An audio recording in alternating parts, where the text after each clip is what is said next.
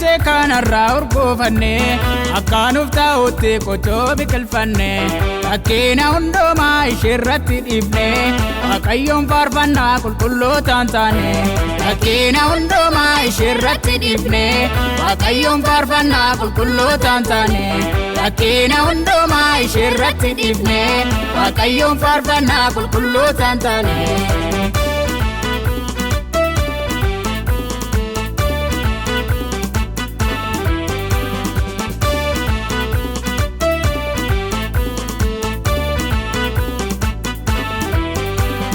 Raba jirana as biyya lafaatti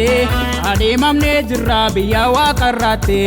Inkeena foofame waamichi godhame Balali'uuf jirra humni nuuf kenname Inkeena foofame waamichi godhame Balali'uuf jirra humni nuuf kenname Inkeena foofame waamichi godhame Balali'uuf jirra humni nuuf kenname Ibaana dache kanarraa urgofanne akkaanuuf ta'utti qochoo biqilfanne fakkeenya hundumaa isheerratti dhiifne Waaqayyoon faarfannaa qulqullootaan taane fakkeenya hundumaa isheerratti dhiifne Waaqayyoon faarfannaa qulqullootaan taane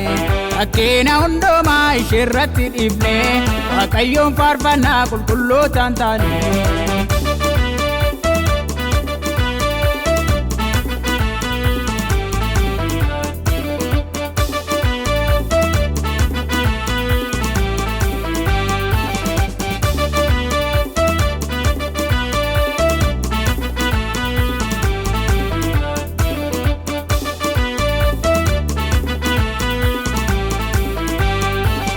Aduun qulqullootaan nuuf bari'uuf jira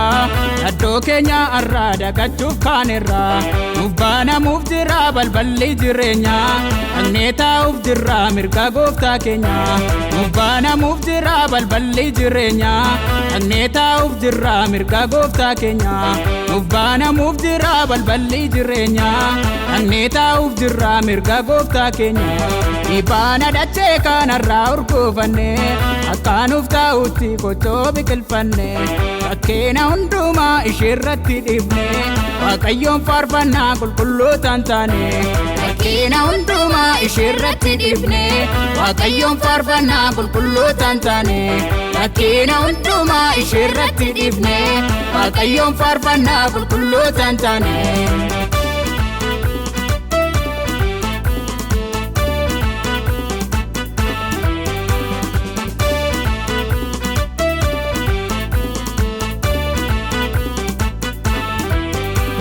Dache kana dhiisne yemmutti godaannu Biyya dhaala keenya yemmutti adeemnu Duumessicha keessaan yemmutti butamnu Nusimachuuf jiru ergamoonni dannu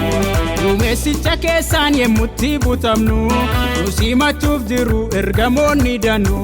Duumessicha keessaan yemmutti butamnu Nusimachuuf jiru ergamoonni dannu Ibaana dache kanarraa urgofanne akkaanuuf ta'utti qochoo biqilfanne fakkeenya hundumaa isheerratti dhiifne Waaqayyoon faarfannaa qulqullootaan taane fakkeenya hundumaa isheerratti dhiifne Waaqayyoon faarfannaa qulqullootaan taane fakkeenya hundumaa isheerratti dhiifne Waaqayyoon faarfannaa qulqullootaan taane